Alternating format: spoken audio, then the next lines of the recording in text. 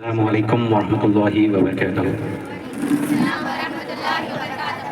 A very good afternoon, good morning. Today we are all celebrating 77th Independence Day. Now, so many members confusing 77th or 78th. Which Independence Day? 77th or 78th? 77. But आप लोग road side जब देख रहे हैं तो बहुत सारे banners पे 78 भी लिखे हुए हैं. What's the matter? You know what's the matter? You don't know? Okay. ये कंफ्यूजिंग यहाँ से हो रहा क्योंकि कैसा है 1947 इस इंडिपेंडेंस डे जब आज़ाद हुआ मुल्क उसके बाद फर्स्ट इंडिपेंडेंस डे 1948 को मनाया गया. तो both are correct. 77 independence complete यहाँ पे 77 कंप्लीट हो गई ईयर्स. ये 78 रनिंग हो रहा. 77 कंप्लीट हो रहे 78 रनिंग हो रहा. तो कंपलसरी कभी भी जब बच्चा पैदा होता तो उसकी बर्थडे मनाई जाती. बच्चा जब पैदा होता आफ्टर 1 ईयर उसकी बर्थडे होती है ना. तो वैसे ही जब इंडिपेंडेंस डे जब मुल्क आज़ाद हुआ उसके 1 ईयर के बाद इंडिपेंडेंस डे मनाया गया. खुशी का दिन 1 साल कंप्लीट हुआ बल्कि जब मनाया गया. अगर कोई आपसे ये बोले कि 78 थे तो उन लोग को ये एग्जांपल दें कि नहीं ये 77 कंप्लीट हुआ इसका हम जश्न मना रहे. 78 में हम अभी इंटर हुए. यू नो समझ में आ गया. अंडरस्टैंड हुआ ना. 77 and 78 is the 77th independence day. हम 77 कंप्लीट होने की खुशी मना रहे 78 आने के साथ साथ. ओके ना. अभी आज हम जो इंटर हुए 78 में. Hey, Safi, get up. Raise your hand. Stand. Raise your hand. Okay. So we all are gathered here celebrating 77th Independence Day of India. Now, you know. ये दिन जो आप लोग जो सेलिब्रेट कर रहे हैं वो किस तरह आप लोगों के पास आया. आप लोग की स्पीचेस में आप तकरीबन लोग ये बोलें कि ये 200 ईयर्स जब अंग्रेज़ों की गुलामी में आप जो गुजारे उसके बाद ये मुल्क आज़ाद हुआ. इसके लिए किसी शायर ने क्या खूब कहा है कि मिलेगी मंजिल मकसूद हम ये ईमान रखते हैं. मिलेगी मंजिल मकसूद हम ये ईमान रखते हैं. हम अपनी रहनुमाई के लिए कुरान रखते हैं. मिलेगी मंजिल मकसूद हम ये ईमान रखते हैं. हम अपनी रहनुमाई के लिए कुरान रखते हैं. वफादारी वतन से हो वफादारी वतन से हो यही ईमान कहता है. हम अपने दिल के हर गोशे में हिंदुस्तान रखते हैं. तो जिस तरह मुल्क को आज़ाद कराने के लिए हमारे रहनुमाओं ने जानों की कुर्बानियाँ दी तब कहीं जाके ये मुल्क आज़ाद हुआ. इस मुल्क को आज़ाद कराने के लिए तकरीबन कई उलमा इकराम ने अपनी जानों की कुर्बानी पेश की. अंग्रेज जब हिंदुस्तान पे जब रोल कर रहे थे यहाँ पर जब हुकूमत कर रहे थे जब वो ईस्ट इंडिया कंपनी की ताल्लुक से जब हिंदुस्तान आए तो यहाँ पर वो अपना एक गढ़ बनाकर यहाँ पर पूरे हिंदुस्तान को तबाह व ताराज कर दिए. इस मुल्क को आज़ाद कराने के लिए सबसे ज़्यादा उलमा इकराम ने अपनी जानों की कुर्बानियाँ दी. अगर बात की जाए बाद में अगर देखा जाए तो महात्मा गांधी अम्बेडकर उससे पहले अशफाक उल्लाह खान और भगत सिंह. जैसा अभी किसी ने कहा था कि भगत सिंह को जब फांसी के तख्ते पर जब लाया गया तो भगत सिंह ने तमाम हिंदुस्तान के नौजवानों को देखते हुए ये कहा था कि अब भी जिसका खून न खौला खून नहीं वो पानी है. कि अब भी जिसका खून न खौला खून नहीं वो पानी है. जो देश के काम ना आए बेकार वो जवानी है.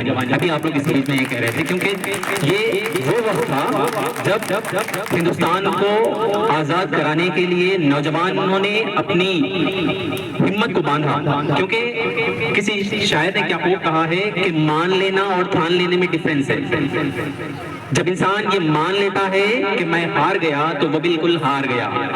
जब इंसान ये ठान लेता है कि मैं जीतूंगा तो वो बिल्कुल जीतेगा. द डिफरेंस द हार मान लेने और ठान लेने में यही डिफरेंस है. 200 साल की जो जिंदगी जो हिंदुस्तान में जो हिंदुस्तानियों ने गुजारी ये मानकर गुजार ली कि हम यहाँ पर गुलाम हैं. ये लोग हमारे पे रोल करने आए.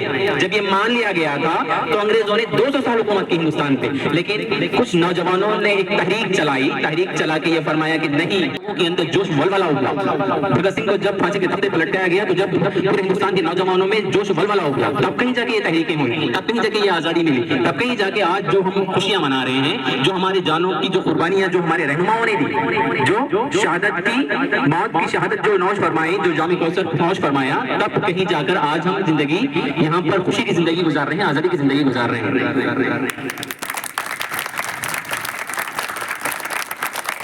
اگر اس طرح اگر تاریخ کو پلٹا جائے، تاریخ کو پیچھے جا کر دیکھا جائے تو انگریزوں کے خلاف جب 1857 میں بہادر شاہ ظفر کو ہنگاموں کے دوران انگریز کیا کیے، جب بہادر شاہ ظفر کو انگریز جنگ کے دوران قید کر لیے، جب ہندوستان پر ایک ایسا رول کرنے والے بادشاہ کو یہاں پہ دلی سے انگریزوں نے یہ سوچتے ہوئے کہ نہیں اگر اب یہ رہے گا تو ہندوستان پھر آزادی کی طرف ہم ہندوستان پہ رول نہیں کر سکیں گے، تو 1857 کے ہنگاموں میں بہادر شاہ ظفر کو انگریز رنگون کی کالی کوٹھیوں کے پیچھے ڈھکیل دیے، انہیں ایسی کالی کوٹھیوں کے پیچھے جسے کالے پانی کا جیل بھی کہا جاتا ہے، اس کالے پانی کے جیل میں رنگون میں بہادر شاہ ظفر کو جب ڈھکیلا گیا تو انگریز آئے، انگریز آ کر یہ کہنے لگے کہ دم دمے میں ٹھنڈی پڑ گئی ساری شمشیر ہندوستان کی۔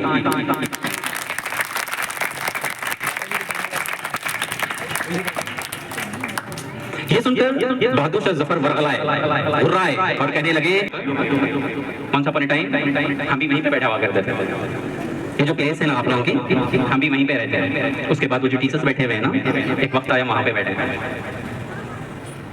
اس کے بعد ایک وقت آیا آج ہم یہاں پہ بیٹھے ہوئے۔ This totally depend on the education, struggle، تھاننا ماننا نہیں، تھاننا ہے ماننا نہیں۔ یہ ہم اس لیے کہہ رہے ہیں کہ ٹیپو سلطان رحمۃ اللہ علیہ کے والد حیدر علی کوئی بادشاہ نہیں تھا، حیدر علی میسور کے ایک معمولی سپاہی تھے، ایک معمولی سپاہی تھے، وہ کوئی بادشاہ کے گھرانے سے نہیں تعلق تھا ان کا، لیکن انہوں نے اپنی محنتوں جستجو انہوں نے یہ ٹھان لیا تھا کہ مجھے کچھ کر دکھانا ہے، تو ایک وقت ایسا آیا جب حیدر علی کو میسور کا بادشاہ بنا دیا گیا، حیدر علی کو میسور کا بادشاہ بنایا گیا، کیونکہ یہ بادشاہت خاندانی ہوتی ہے، لیکن حیدر علی نے خود سے یہ چاہا کہ نہیں میں نے یہ ٹھانا کہ میں یہاں بنوں گا، تو وہ ایک معمولی سی سپاہی سے بادشاہت کی گدی تک بیٹھ گئے۔ تو یہی بتانا چاہ رہے ہیں ہم کو ڈفرنس۔ لیکن حیدر علی یہاں پر ان ایجوکیٹڈ تھے، لیکن وہ اسٹرگل کرتے گئے، لیکن اپنے ٹیپو سلطان اپنے فرزند کو اپنے بیٹے کو اتنی تعلیمیں دی، اتنی تعلیمیں دی، ہر چیز کی تعلیم دی، یہاں تک کہ ان کو سنسکرت پڑھائے، وہ لوگ کو عربک پڑھائے، ہر چیز کا اردو پڑھائے، فارسی پڑھائے، ساری زبانوں کا نالج ٹیپو سلطان رحمۃ اللہ علیہ کو تھا۔ انہیں ٹیپو سلطان رحمۃ اللہ علیہ کو دنیا کا میزائل مین کہا جاتا ہے۔ سب سے پہلے جو میزائل جو ایجاد ہوئی کون کی ہے؟ ٹیپو سلطان رحمۃ اللہ علیہ نے انگریزوں کے خلاف سب سے پہلے میزائل کا ایجاد کیا، میزائل ایجاد کر کے وہ انگریزوں کے اوپر چھوڑا، تب کہیں جا کر ملک انگریزوں کی غلامی سے آہستہ آہستہ وہاں سے بچتا گیا۔ لیکن معاملہ بولنے کا مطلب آپ لوگوں کو یہ ہے کہ education depend on only for education کی بنیاد پر یہاں تک آیا۔ اور رہی بات ایجوکیشن بھی آپ لوگوں کو ایسے حاصل کرنا ہے کہ ایجوکیشن میں آپ لوگوں کو مین ایک حضرت امام راضی رحمۃ اللہ علیہ کا واقعہ ہے۔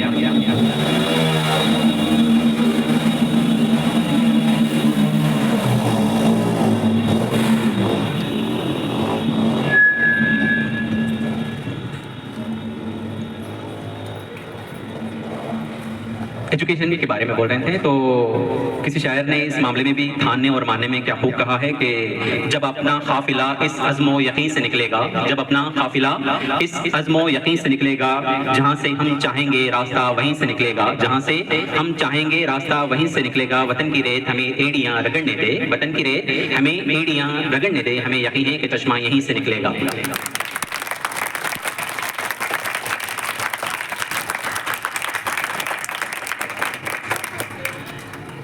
حضرت امام رضی رحمۃ اللہ علیہ کا قول ہے کہ امام رضی رحمۃ اللہ علیہ فرماتے ہیں کہ زندگی میں 4 چیزیں انسان کے اندر ہونی بہت ضروری ہے۔ ایک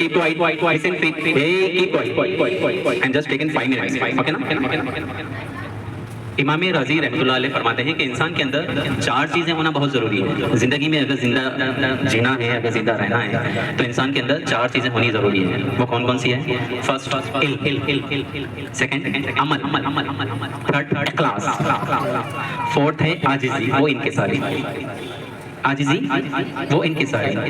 تو اس تعلق سے امام رضی رحمۃ اللہ علیہ فرماتے ہیں کہ دنیا کے تمام لوگ مردہ ہیں، بول رہے ہیں دنیا کے تمام لوگ مردہ ہیں، زندہ وہ ہیں جو علم والے ہیں، زندہ وہ ہیں جو علم والے ہیں۔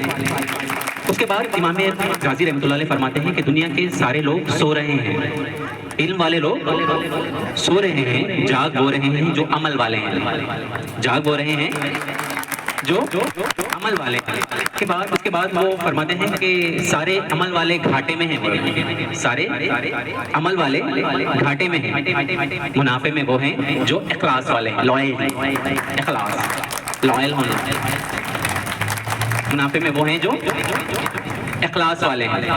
اس کے بعد فرما رہے ہیں کہ سارے اخلاص والے خطرے میں ہیں، سارے اخلاص والے خطرے میں ہیں، خطرے سے پاک وہ ہیں جو عاجزی وہ انکساری والے ہیں۔ یہاں پر عاجزی وہ انکساری، عاجزی وہ انکساری کس کو بولتے ہیں آپ لوگوں کو معلوم ہے؟ واٹ از عاجزی اینڈ انکساری؟ عاجز بن کے رہنا یعنی تکبر نہیں رہنا انسان کے اندر کسی چیز کے آنے کے بعد۔ جب شیطان کو جب اللہ تعالیٰ جب یہ فرمایا کہ آپ آدم علیہ السلام کو جب سجدہ کرو تو شیطان کے اندر ایک تکبر آ گیا۔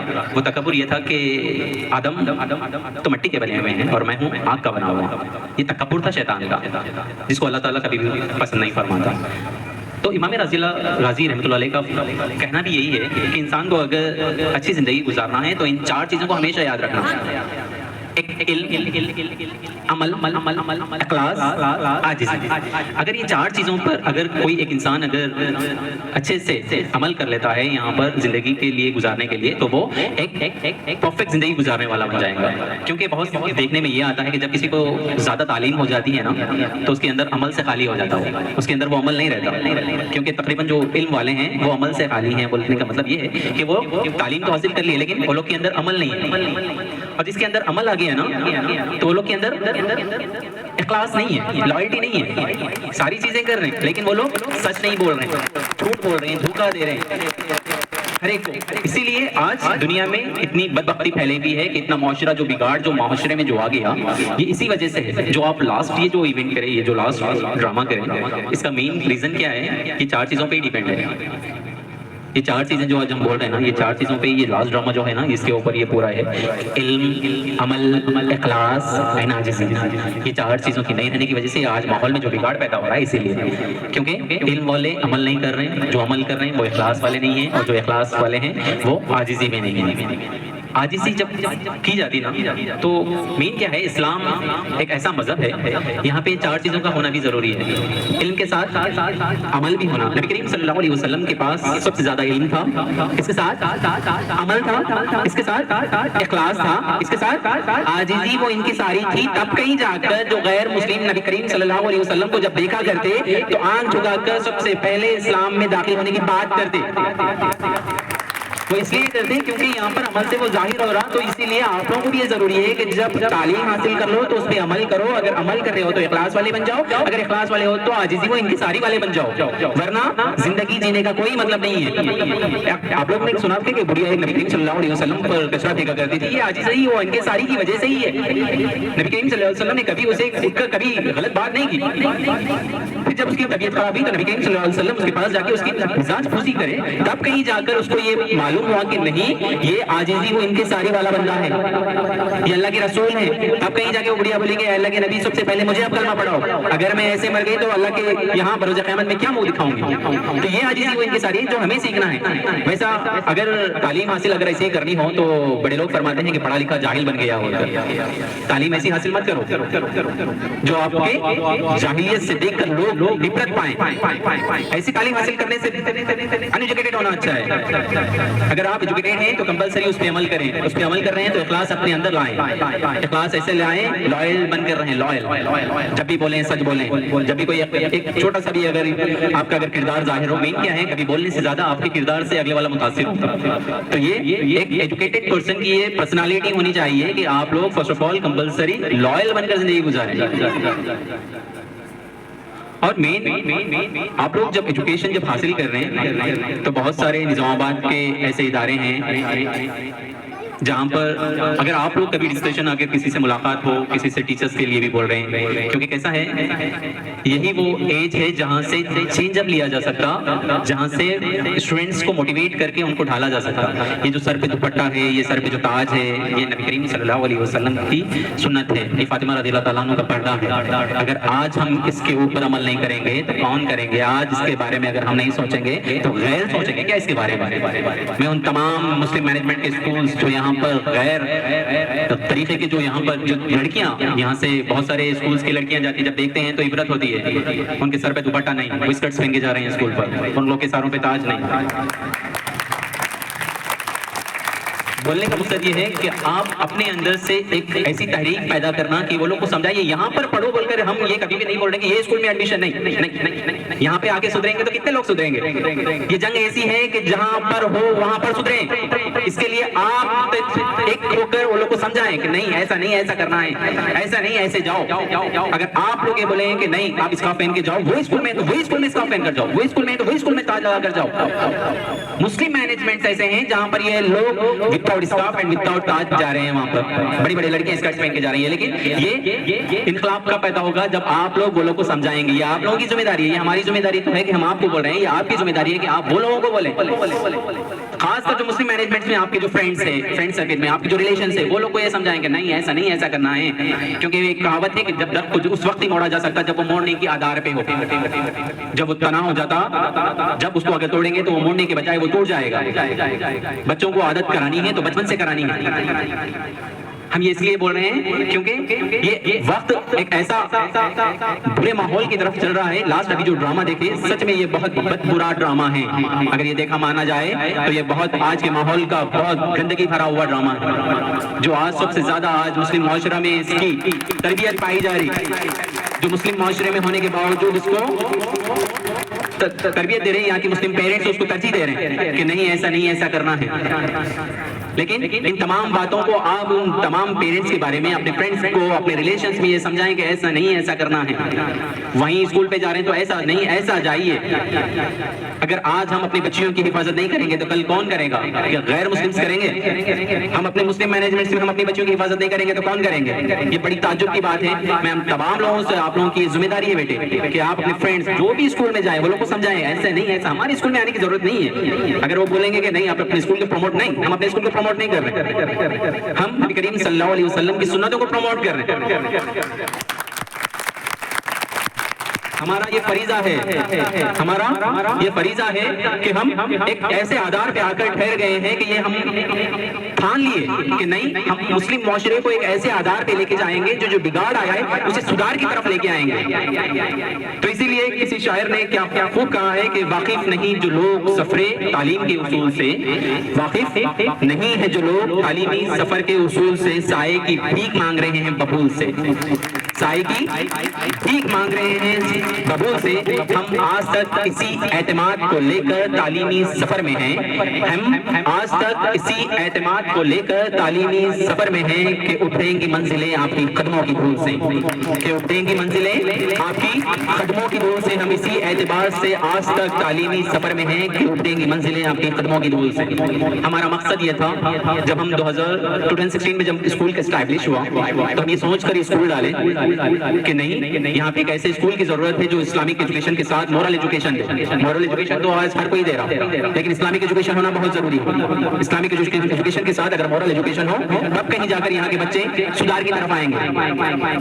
ورنہ ایسے ہی ہوگا کہ ہم یہ اشعار میں کسی شاعر بہت اچھی بات کہا، واقف نہیں جو لوگ تعلیمی سفر کے اصول سے سائے کی بھیک مانگ رہے ہیں ببول سے. ببول کا مطلب یہ بتایا جا رہا کہ تم جو آج تعلیم جو غیر مینجمنٹ میں دیکھ کر وہ لوگ سے بھیک مانگ رہے ہیں، اسلام کی بھیک مانگ رہے ہیں، پڑھاؤ یہاں پہ کراؤ، لیکن نہیں. اسی لیے آج ہم تعلیمی سفر میں اس لیے لگ گئے نہیں ہم کو یہ معاشرے کو سدھارنا ہے.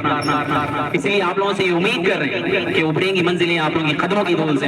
یہ آپ لوگوں کی ذمہ داری ہے، آپ لوگوں کو اس ماحول کو سدھارنا ہے کیونکہ ینگ جنریشن آپ ہر کوئی ایک فرمان ہے نا کہ اگر کسی قوم کو اگر برباد کرنا ہو تو اس کی ینگ جنریشن کو برباد کر دو، پوری قوم تباہ و برباد ہو جائے گی. کوئی بھی قوم کو اگر برباد کرنا ہو تو اس قوم کے نوجوانوں کو برباد کر دو، پوری قوم برباد ہو جاتی ہے. تو اسی لیے ہماری ریکویسٹ ہے کہ آپ اپنے فرینڈز، ریلیشنز، کولیگز، کزنز جو بھی ہے وہ لوگ کو سمجھائیں کہ نہیں ایسا نہیں، ایسا ہے، اسلام اس کی اجازت دیتا ہے. میرے نبی یہ فرماتے ہیں فاطمہ کا پردہ یہ تھا، فاطمہ رضی اللہ عنہ کا پردہ یہ تھا، وہ پردہ ایسا کیا کرتے تھے. 70 پیمند تھے لیکن کبھی بے حجاب نہیں ہوئی. آج کپڑے تو اتنے ہیں لیکن پہننے کے لیے اپنے پاس میسر نہیں ہے، بھلے ایسی بات ہوگی. تو اسی لیے آپ لوگوں کا یہ فریضہ سمجھیے، فریضہ سمجھ کے ان تمام لوگوں کو یہ سمجھائیے کہ نہیں، دین اسلام اس کی تعلیم دیتا ہے. مورل ایجوکیشن تو حاصل کرو لیکن اسلامک ایجوکیشن کے ساتھ حاصل کرو. ایسا کر کے جاؤ. جو مسلم مینجمنٹ میں جا رہے وہ لوگ کو سمجھاؤ کہ نہیں ایسا نہیں، ایسا جانا ہے. جو ہندو مینجمنٹ سے جا رہے تو وہ لوگ کے پیرنٹس کو یہ سمجھاؤ کہ جا کے وہاں پہ ڈیمانڈ رکھو کہ ہمارے لڑکیوں کو پردہ کرنے کی اجازت دی جائے، پردہ کرنے کی اجازت دی جائے. بالکل وہ مانیں گے. کوئی چیز بالکل جب ورغلائی جاتی تو اگلے والا خاموش ہو جاتا. کبھی آپ دیکھیں بلی کو کتے پہ پھڑکتے ہوئے نہیں دیکھیں. جب بچوں پہ آ جاتی نا، جب کوئی ٹھان لیتا نا، ایک چھوٹا سا چوہا بلی کو ڈرا دیتا، ایک بلی ایک کتے کو ڈرا دیتی، ایک کتا شیر کو ڈرا دیتا. اگر وہ ٹھان لیا، ویسے ایک مرغی چیل سے لڑ جاتی، ٹھان لی. یہ ساری چیزیں ہیں. اگر آپ اب نہیں کریں گے تو کب کریں گے؟ یہ آپ لوگوں کا فریضہ سمجھیے، اس بات کو لے کر چلیے. کیونکہ ایجوکیشن حاصل کرنا ایسے ہی ہے، کیونکہ یہ تو اپنا فریضہ ہے کہ ماں کی گود سے لے کر قبر میں جب تک جائیں گے جب تک ایجوکیشن حاصل کرنا ہے. لیکن اسلامک ایجوکیشن حاصل کیجیے مورل ایجوکیشن کے ساتھ، اور ان تمام اپنے اخلاص، اپنے کردار کو بہتر بنائیے، بہتر سے بہتر بنائیے. کیونکہ لوگ آپ کی زبان کو نہیں سنیں گے. الفاظ اس وقت ادا ہوں گے جب آپ کی زبان ہی لے گی. کردار اس وقت ادا ہوں گے، اس وقت ظاہر ہوں گے جب آپ کے جسم کے آنکھوں کا پردہ، آپ کے ہاتھ کا چلنا، آپ کے پاؤں کا چلنا، آپ کے ہاتھوں کا کردار، یہ سارے کردار سے کبھی بھی کوئی آپ کو دور سے اگر بیٹھا ہوا شخص آپ کی زبان کو نہیں سنے گا، آپ کے کردار کو آبزرو کریں گے.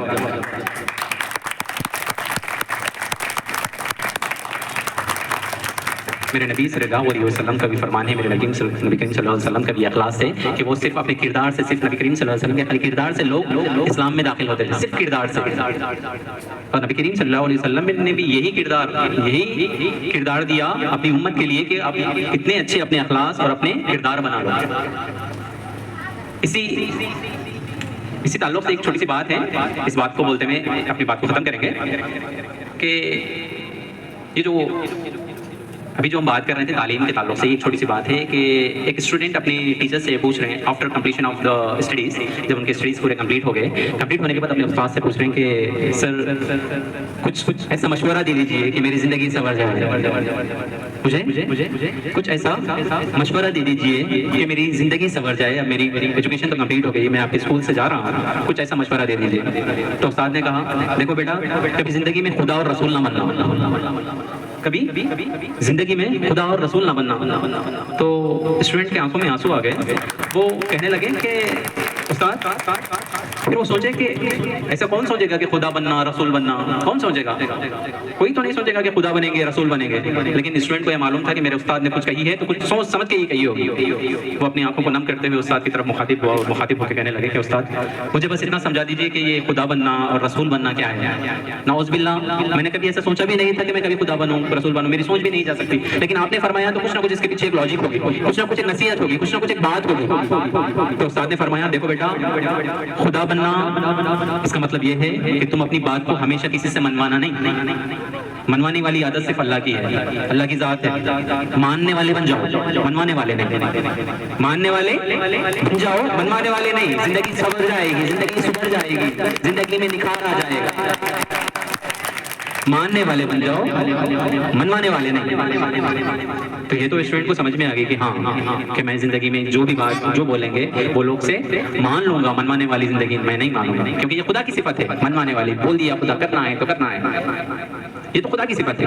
تو پھر یہ تو شاگرد کو سمجھ میں آ گئی، اسٹوڈنٹ کو سمجھ میں آ گئی. پھر اسٹوڈنٹ پوچھا کہ اللہ کے استاد آپ نے فرمایا کہ رسول نہ بننا، تو فرمائیں کہ دیکھو بیٹا، نبی کریم صلی اللہ علیہ وسلم کو اللہ نے ساری دنیا پہ عقیدت کے لیے پیدا کیا.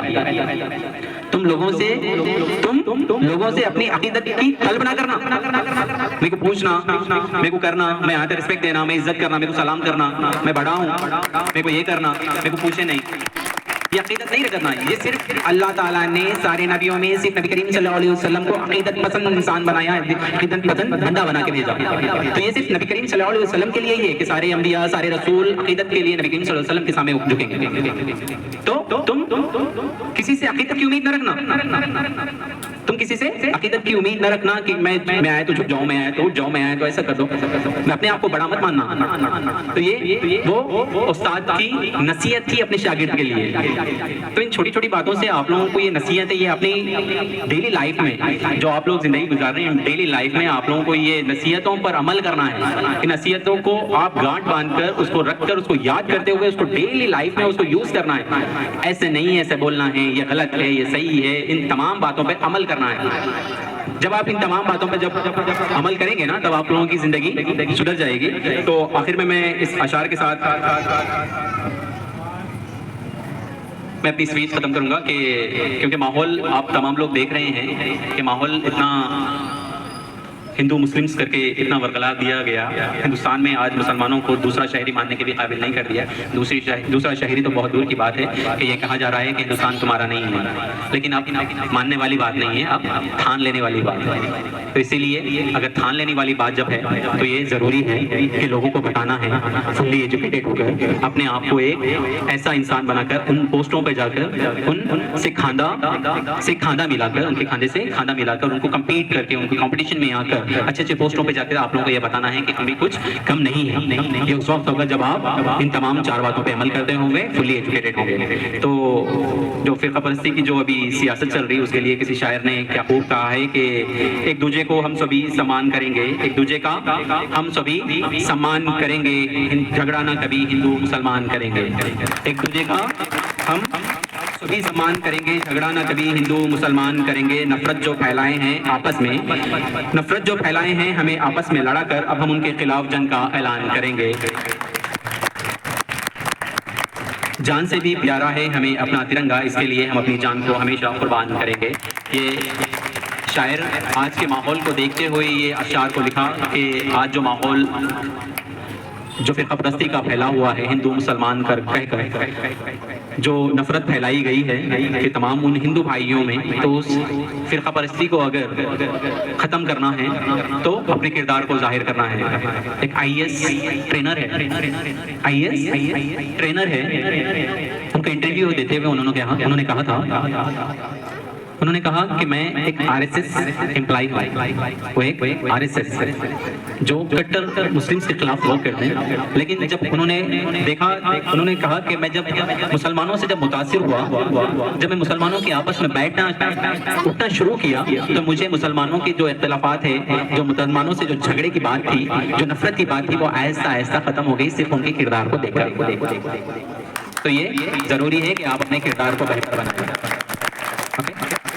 And not it the least, آپ لوگوں کے تمام جتنے بھی پرفارمنس تھے، اسپیچز تھے، بہت عمدہ تھے، بہت اچھے سے کرے آپ لوگ، اس کے لیے آپ لوگوں کو کنگریچولیشنز۔ اور جو ٹیچرز ورک کریں اور وہ لوگ کے لیے بھی کنگریچولیشنز، وہ لوگ کے لیے بھی بہت مبارکباد کہ انہوں نے آپ لوگوں کے اوپر اتنی محنتیں کی، آپ لوگ بھی ان کا ساتھ دیے۔ یہ بہت اچھی بات ہے کہ ایک پروگرام کو ایک اچھے سے کمپلیٹ ہونے کے لیے کمپلسری آپ لوگوں کی بھی ضرورت اتنی ہوتی ہے جتنا ٹیچرز کی ہے، کیونکہ ایک پروگرام ایک اچھے عمدہ پیمانے پر لے کے جانے کے لیے ٹیچرز کی جو محنتیں ہیں، اس کے پیچھے آپ اگر اس کے پیچھے اگر رول برابر سے ادا کریں گے تو ایک پروگرام بہت ہی سکسیسفل جائے گا۔